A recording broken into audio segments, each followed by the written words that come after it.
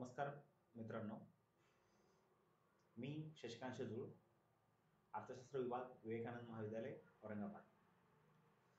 आज आपण BA प्रथम वर्षाचं पहिल्या सेमिस्टरला अर्थशास्त्रामध्ये जे आपल्याला मायक्रो इकॉनॉमिक्स आहे त्याबाबत अभ्यास करणार आहोत.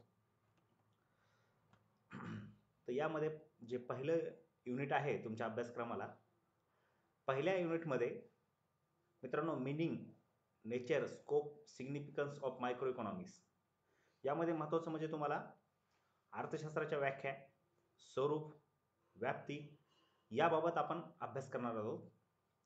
त्यानंतर त्याच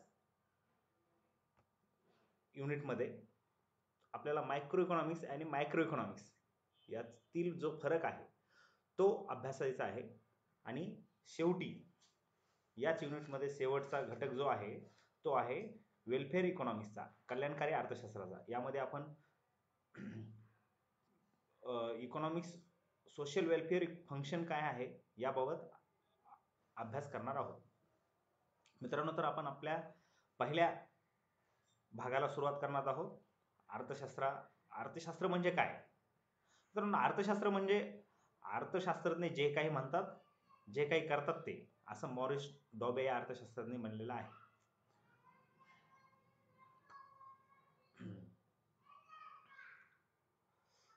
मित्रांनो, इकॉनॉमिक्स हा जो शब्द आहे तो ग्रीक शब्दापासून तयार झालेला आहे. ग्रीक मध्ये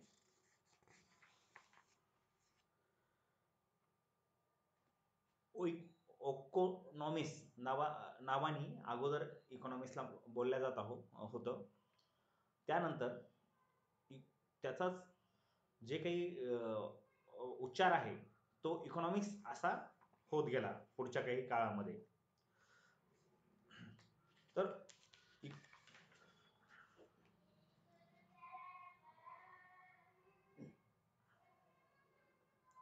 मित्रांनो, इकॉनॉमिक्सच्या अभ्यासामध्ये वेगवेगळ्या अर्थशास्त्रांनी वेगवेगळ्या व्याख्या केलेल्या आहेत आणि त्या व्याख्यामध्ये कुठेही एक सूत्रपणा नसला तरीही त्या व्याख्यांचा एकच अर्थ निघतो की मानवाच्या ज्या अमर्यादित गरजा किंवा वेगवेगळ्या गरजा आणि अनलिमिटेड गरजा आणि लिमिटेड साधनं जे रिसोर्स आहेत ते कमीत कमी रिसोर्स याचा समन्वय साधण्याचा प्रयत्न ज्या ठिकाणी ज्या शास्त्रात केला जातो त्याला अर्थशास्त्र असं म्हणतो.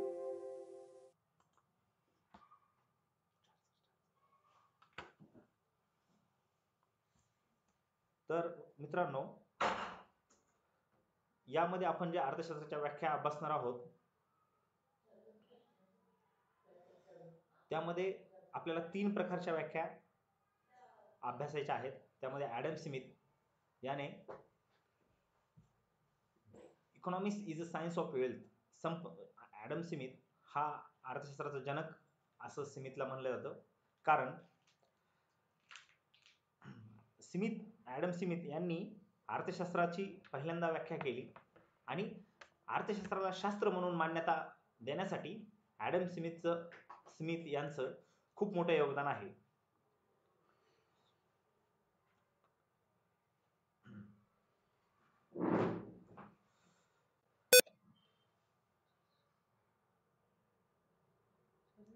आपल्याला आजच्या भागामध्ये मुख्यतः ॲडम स्मिथ, त्यानंतर मार्शल आणि रॉबिन्सन या तिघांच्या व्याख्या अभ्यासणं महत्त्वाचं आहे. तर मार्शल यांनी जी व्याख्या केली आहे ती economics is a science of material welfare या प्रकारची केली आहे. तर economics is science of scarcity and choice या प्रकारची रॉबिन्सन यांनी व्याख्या केलेली आहे. तर प्रथमतः आपण ॲडम स्मिथ यांच्याबद्दल अभ्यास करणार आहोत. ॲडम स्मिथ यांचं असं म्हणणं होतं की अर्थशास्त्र हे संपत्तीचे शास्त्र आहे. 18व्या शतकाच्या शेवटपर्यंत अर्थशास्त्र हे महत्त्वाचे स्वतंत्र असे शास्त्र मानले गेले नव्हते.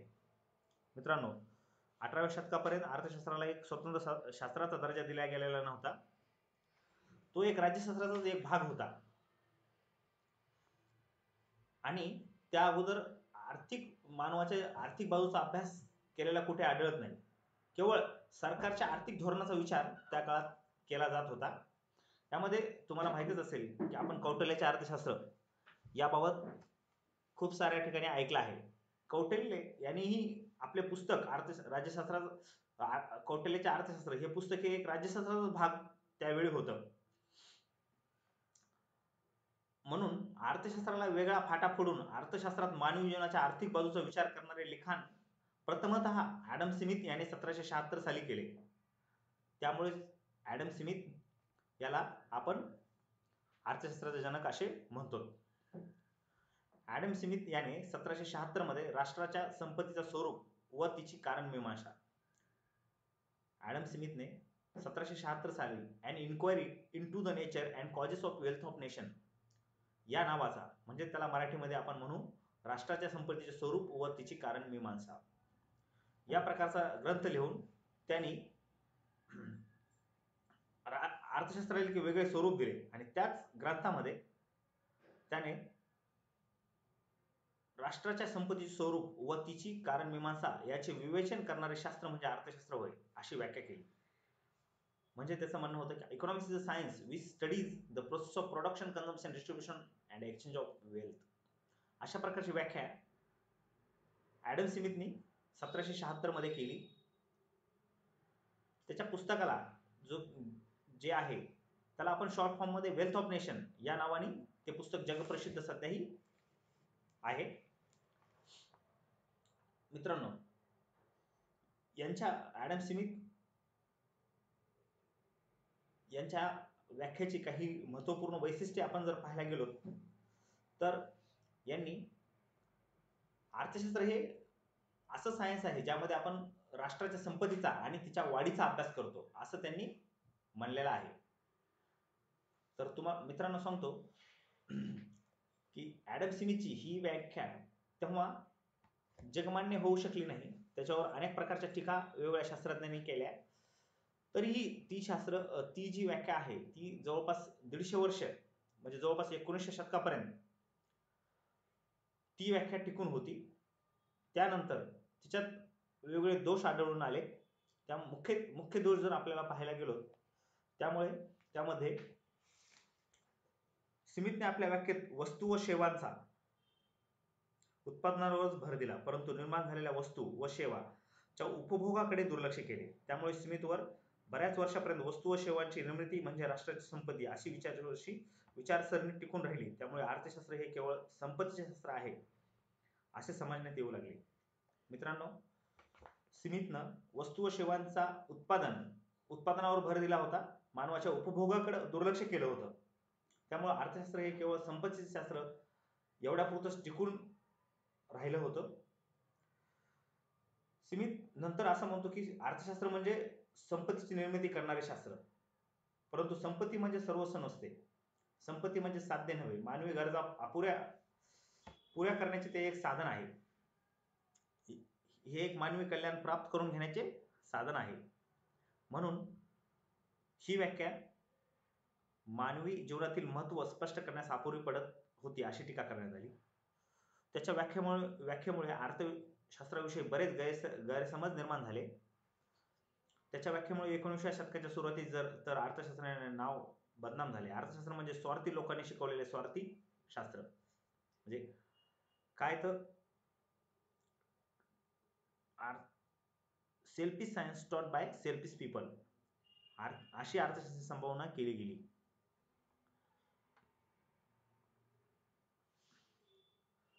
सुदैवाने अर्थशास्त्रात आज संपत्तीवर भर कमी झाला असून संपत्तीला अवास्तव जे महत्त्व होतं ते आज दिलं जात नाहीये.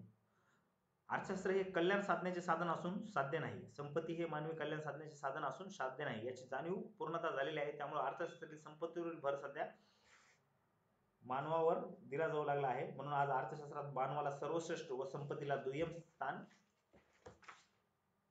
दिल्याचे आढळून येते. त्यामुळे अर्थशास्त्र हे संपत्तीशास्त्र आहे ही विचारसरणी मागे पडून अर्थशास्त्र मूल्यतः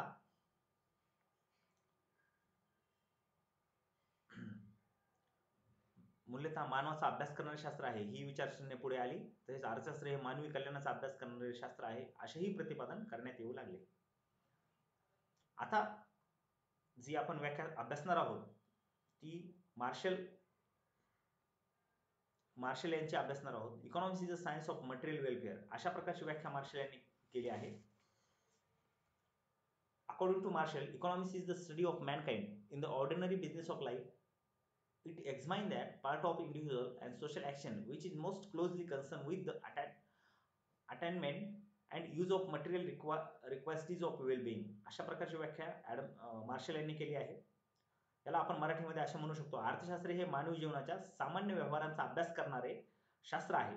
हे शास्त्र कल्याणासाठी आवश्यक असलेल्या भौतिक साधनाची म्हणजे काय, शास्त्र हे कल्याणासाठी आवश्यक असलेल्या भौतिक साधनाची प्राप्ती व उपयोग यांच्याशी अति जवळचा संबंध असलेल्या वैयक्तिक व सामाजिक प्रयत्नांचा अभ्यास करते. म्हणजे एका बाजूने हा संपत्तीचा अभ्यास झाला आणि दुसऱ्या बाजूने हा अधिक महत्त्वाच्या बाजूने मनुष्याचा अभ्यास झाला. अशा प्रकारची व्याख्या मार्शलने आपल्या पुस्तकात पॉलिटिकल इकॉनॉमी नावाचं पुस्तक लिहून त्यामध्ये केली. याचे मुख्य वैशिष्ट्य आपल्याला सांगता येतील.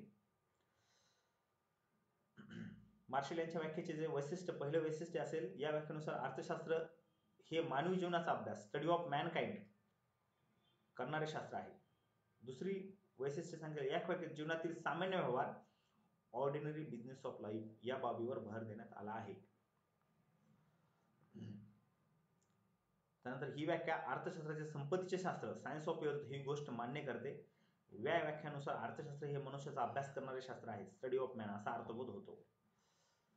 वरील हे जे काही आपण वैशिष्ट्य सांगितले आहेत त्यावरून मानवी जीवनाचा अभ्यास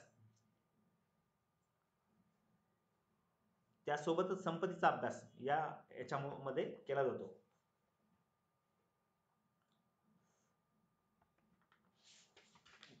परंतु ही व्याख्या ही काही अर्थशास्त्रातली एकमेव व्याख्या नाही, तिच्यावरही काही टीका करण्यात आल्या.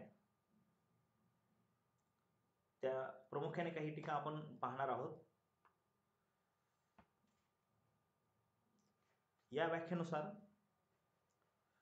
मार्शलने दिलेल्या काही संदिग्ध आहे असं काही लोकांचं म्हणणं. Narrow down to scope of economics म्हणजे ही जी अर्थशास्त्राचा स्कोप आहे ती कमी करणारी आहे, संदिग्ध आहे असं काही लोकांचं म्हणणं होतं. मार्शलच्या व्याख्येमुळे अर्थशास्त्राचा विषय कोणता हे स्पष्ट होत नाही. उदाहरणार्थ मार्शलने आपल्या व्याख्येत जीवनातील सामान्य व्यवहार ऑर्डिनरी बिझनेस ऑफ लाईफ असे वाक्य वापरले आहे. त्याने जीवनातील सामान्य व्यवहाराचा अर्थ गरजेची तृप्ती असा घेतला.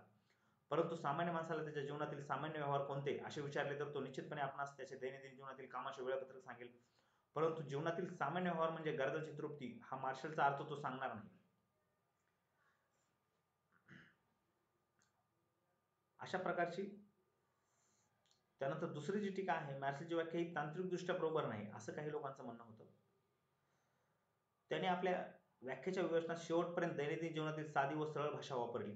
त्याने शास्त्रीय परिभाषेचा सायंटिफिक टेक्नॉलॉजीचा उपयोग केला नाही. त्यामुळे त्याची व्याख्या शास्त्रीय वाटत नाही. त्याची व्याख्या सर्वसामान्य माणसाला समजते. सामान्य माणसाला त्याची व्याख्या समजत असली तरी ती सामान्य माणसाला समजली पाहिजे हा व्याख्याचा करण्याचा प्रमुख उद्देश असता कामा नये असं काही अर्थशास्त्राचं म्हणणं होतं. उपयोग अर्थशास्त्राचा अभ्यास करणाऱ्या विद्यार्थ्यांना असतो, त्यामुळे व्याख्या शास्त्रीय असली पाहिजे. परंतु त्यावर काही टीकाकारांनी असे म्हटले की मार्शलने आपली व्याख्या सामान्य माणसासाठी केली असे म्हणणे चुकीचे आहे. त्याची व्याख्या सामान्य माणसासाठी नाही व अर्थशास्त्राच्या विद्यार्थ्यासाठीही नाही असं लोकांचं म्हणणं आलंय. त्यानंतर काही लोकांचं म्हणणं होतं की मार्शलची व्याख्या ही अतिशय लांबलचक आहे. ही व्याख्या केवळ अर्थशास्त्राचा विषय कोणता हे सांगत नाही तर अर्थशास्त्राची व्याप्तीचीही कल्पना देते.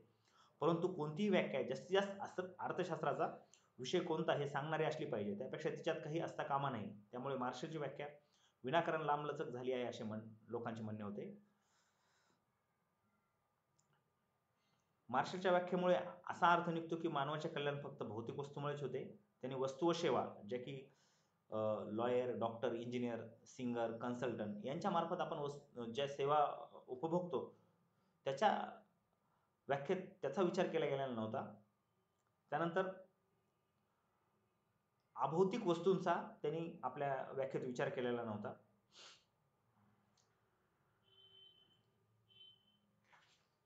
त्यानंतर जी व्याख्या आहे आणि कल्याण ही गुणात्मक गोष्ट आहे ती आपण संख्यामध्ये मोजू शकत नाही असंही